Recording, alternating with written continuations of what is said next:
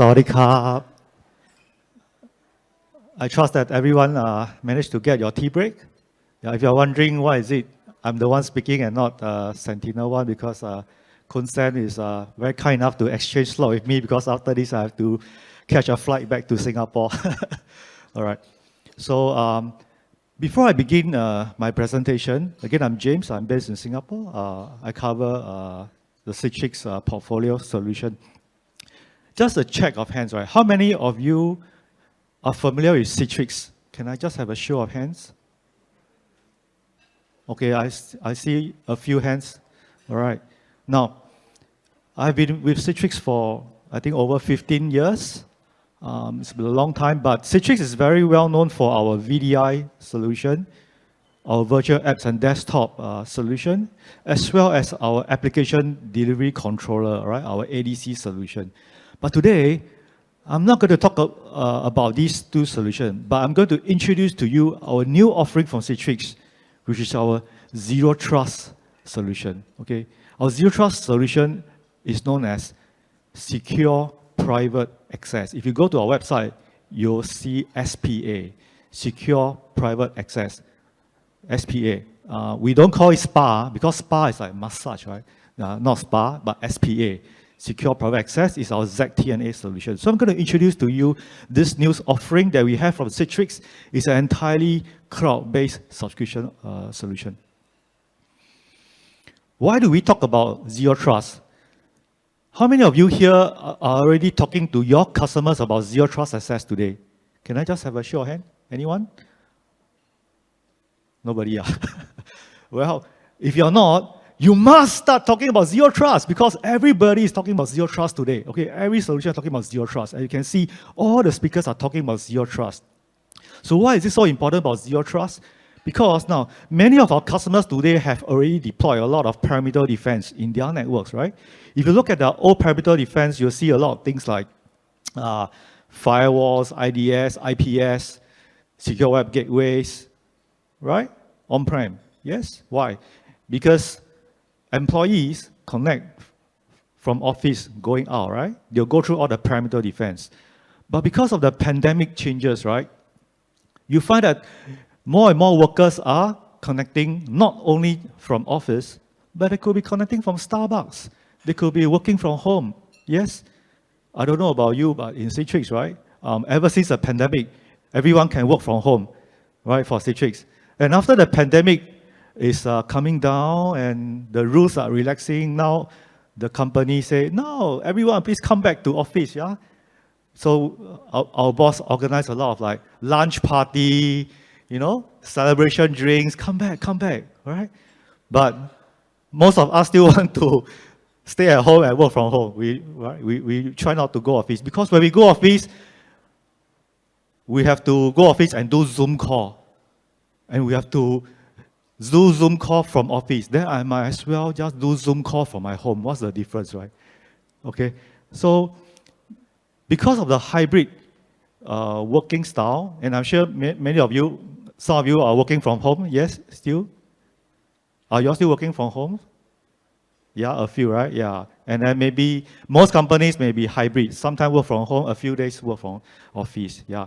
So because of a lot of workers are working out of office, all this perimeter defense, right, it's not going to help unless you force everyone to VPN. Okay?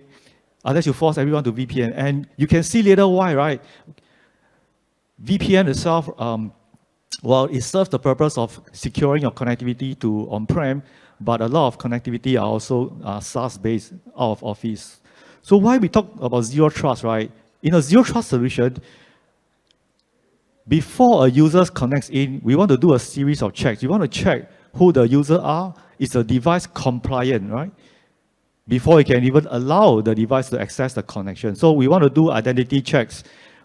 Whether the device, does it have a company-issued certificate, things like that, right? You want to check to make sure, is this the company-issued device or is it a non-company-issued device? And then you can proceed with your authentication and so forth. So you want to make sure your authentication is the right user, is the right device. You want to evaluate the risk factor. You want to continuously monitor. You want to apply policies based on the applications What is the application he's trying to access? Okay, so all these are very important. And of course, you need to have a central management monitoring dashboard to view all the users' access and application activities. So when we talk about zero trust, of course, for a company to roll out zero trust, there are a few common challenges today. Okay, first of all is the access is no longer to on-prem, right? There are a lot of SaaS-based applications that are actually hosted in the SaaS, right, in the web.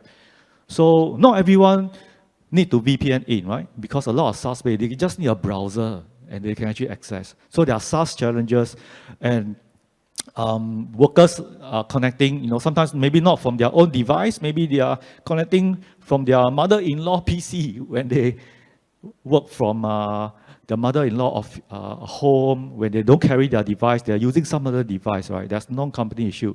So there are a lot of all these challenges, and of course, sometimes due to devices, they are not issued, but still need to access, like contractor. You cannot install agent on contractor machine, right? Their laptop, their personal laptop. So sometimes the solution need to be agentless, yeah? So you need to have agent-based, you need to have agentless-based solution. So when we talk about zero trust, Citrix actually released our zero trust offering called Secure Private Access, SPA. And this allows you to explore with your customers, right? An entirely new way to connect securely, not only to intranet applications, but also to SaaS-based applications. Okay, so that will uncover all the IT sanctioned applications that the users are accessing. Okay, and then of course, we need to put in the right set of authentication policies for all the different kind of applications that he's accessing. After a user's device is checked, the user is authenticated, he will only be allowed to access the list, the applications that he actually allowed to access. So there is going to be one single dashboard called the Citrix Workspace URL. It's your URL. You can access using browser, or you can access using our Workspace app. So what's the difference, right, between this way and also our VDI? I'm sure you heard of our Citrix Virtual Apps and Desktop, or our DaaS offering, Desktop as a Service offering. Now, there's going to be integration. There is an integration between our DaaS offering, Desktop as a Service offering, together with our SPA. All can be accessed using the single URL. So this is the key differentiator. We're not here just to talk about zero trust, okay? We also have integration with our VDI. Single dashboard, you can access both. Because not all use case must use VDI. Huh? Some use case, maybe they just do zero trust. Some use case, they use VDI. Some, they combine. We have the single dashboard, okay? So this is very important. And because this is a cloud offering, no matter which location around the planet Earth, we have point of presence all around the world. So they're going to be connecting, the user's going to be connecting to our Citrix Cloud, get authenticated, okay? And we're going to maintain the similar user experience because the point of presence will be the ones nearest to the user. They will connect to the Citrix Cloud, okay? And from Citrix Cloud, they'll connect to SaaS or they can connect to the on-prem, okay? So let me explain a little bit. What is our feature sets, right? When we talk about our secure private access, right, we want to achieve some of these things. First of all, right, zero trust network access to all IT sanctioned applications. Are you all familiar with VPN? Yes, right?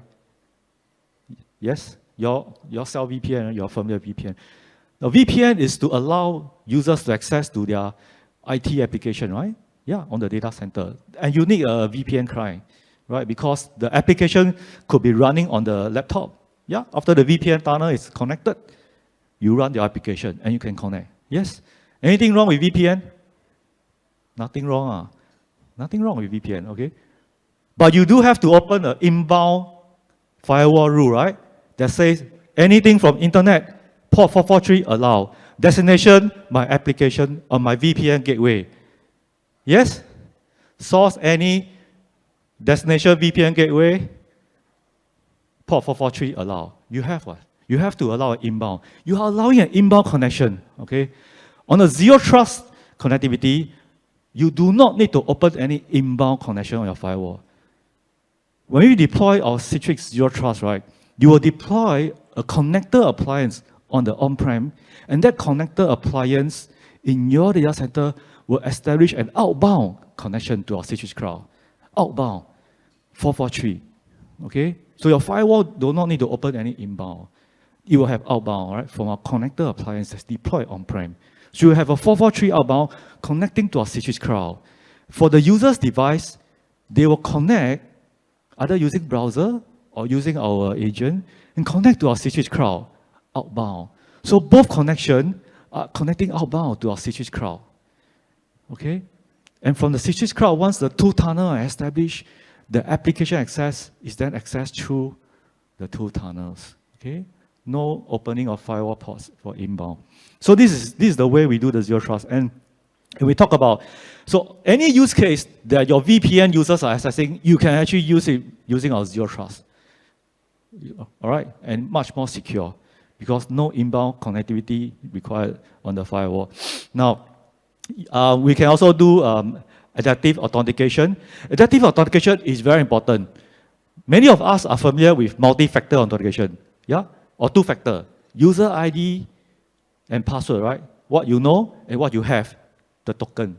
What you know, what you have, right? Password, token, two-factor. But sometimes, maybe you do not need to authenticate using two-factor all the time. I'll give you an example.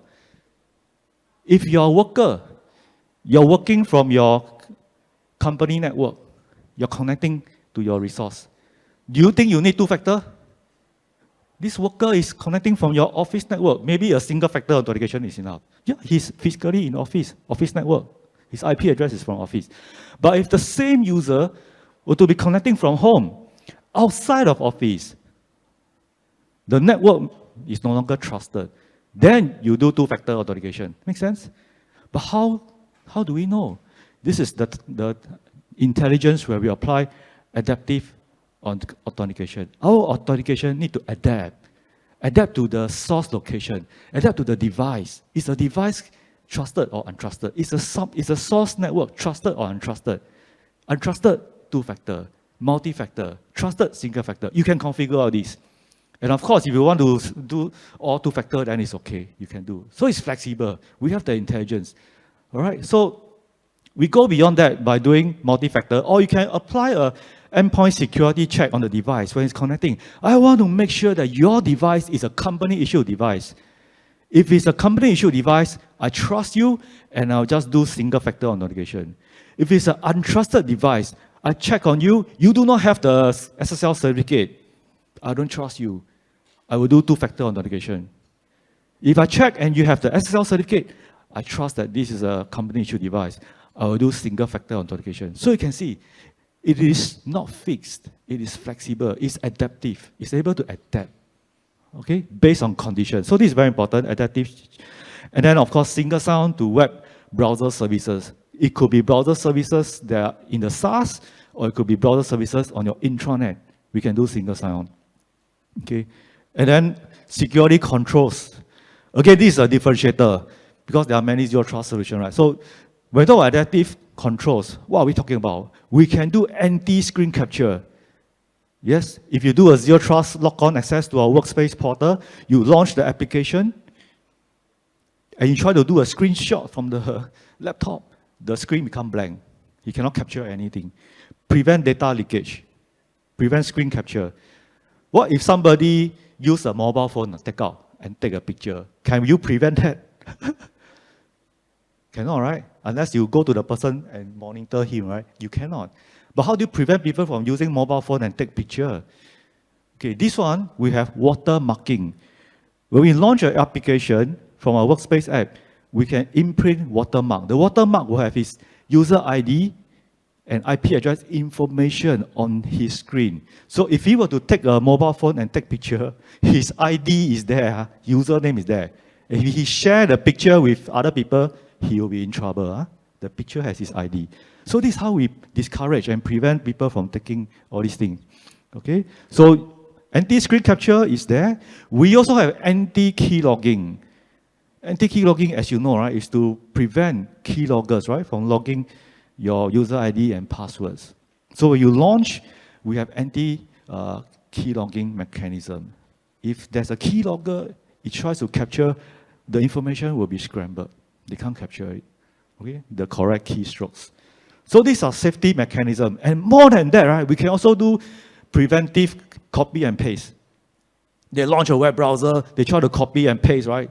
To prevent data leakage, you can say, no, I'm not going to allow you to copy and paste. I'm going to prevent you, right, from copy and paste. We're going to prevent you from printing. We're going to prevent you from saving of your local machine. So there are this kind of preventive measure we can implement, okay? And on top of that, right, we have browser isolation. Very important. Now we talk about browser access, right? Accessing a web-based application. What is the main way to access an application? Browser, right? Firefox, Chrome, for example, you launch a browser. So the first way to access a web application is your local browser. So it can allow you to access using your laptop local browser, the web application. The second way we can allow is to use our Citrix workspace embedded browser. This is our own browser that we create okay, within our workspace. So this browser is special. This browser can do watermarking, can do anti-keystrokes, anti-key logging, okay? It has this safety mechanism. Also can prevent copy and paste. So if you want more stricter security control, you can direct the application to use our embedded browser. So now you got two choices, local browser, embedded browser. We also have a third choice, which is our secure browser service. Secure browser service is the most strictest way to access a web-based application. It means when the user launches the web application, the browser is going to be launched at our cloud. On our cloud, we have a browser service that's running. So that cloud browser, if it's compromised, if it's trying to access malicious sites, right? And we also have like URL web category checking, by the way, to block any malicious websites or block content filtering like gambling, pornography, and all those we can implement. But if the browser session is compromised, and if you close the browser session, that browser session is running in the cloud. The cloud instance will be completely destroyed, tear down and destroyed. There's no information that will be shared or leaked to the local device. Nothing. There's air gap. Okay. So this is our three-type of browser that you can actually allow users to access for web-based. Very powerful. All right. And of course, we have the visibility and monitoring to allow users to access, the administrator to monitor the application. So what are the use cases typically? First, any VPN use case access, you can go in and talk about Zero Trust, Citrix Zero Trust. Secure private access, first use case. All right, you allow you to access any applications that today they are accessing using VPN. Second, any BYO use cases. Bring your own device, contractor device, unmanaged device. You cannot install agent, right? You can do our HTML5 web-based access for web-based browser. Okay, no need agent. They can still access, all right? And third way is for any situation that the customer wants to implement adaptive authentication together with anti-key logging and anti-screen capture. Okay, so these are the three use cases you can actually position. Now, when we talk about accessing, right, as I mentioned, you can be from company-issued device, it can be from a managed device. They'll connect to our Citrix Cloud. Okay, they'll connect to our Citrix Cloud. And on the on-prem, we will have a connector appliance that you can install at the on-prem, and that connector appliance will connect and form a tunnel to Citrix Cloud. Okay, so once both tunnel form, right, the application can be accessed, and they can access any TCP, UDP-based application. Okay, they also can access SaaS-based application. That means web-based application that's not only on the intranet, but also on the internet, SaaS-based. You can access using the three type of browser that I talked about: local browser, embedded Citrix browser, and also our secure browser service, which is a cloud browser service that we are running in the cloud. So three type of browsers you can access. Okay. And lastly, right, we'll talk about monitoring as well. So this is important. When the users are accessing the application, when they are browsing the website, we are keeping track, we are monitoring. We do risk analysis, right, to profile all the users. So you know this user is having a high risk score, this user is having a low risk score, right? Based on the sites that they're accessing and all this, right? You will be able to have all this kind of information and monitoring. And for our support for single sign-on for web-based application, of course, we do support SAML 2.0, and there's a lot of vendors that we support today for authentication. And you can see here, right? So in summary, why Citrix secure private access? Remember, number one, right? Whenever you're looking at customers that is using VPN solution, you can also start to explore zero trust, right? Explore zero trust of customers that have VDI use cases. Talk to them, all right? Talk to them, because those customers who are using VDI, maybe some of them everyone do not need a virtual desktop. Maybe some just need to access application, okay? So you can actually combine our VDI, and some users use our SPA, okay? And it's the same dashboard, okay? It's integrated. So this is a very, very strong use case, all right? So of course, like I mentioned, there are comprehensive security, adaptive authentication, adaptive securities policies that we can apply, okay? And we have a global presence for point of presence across the world.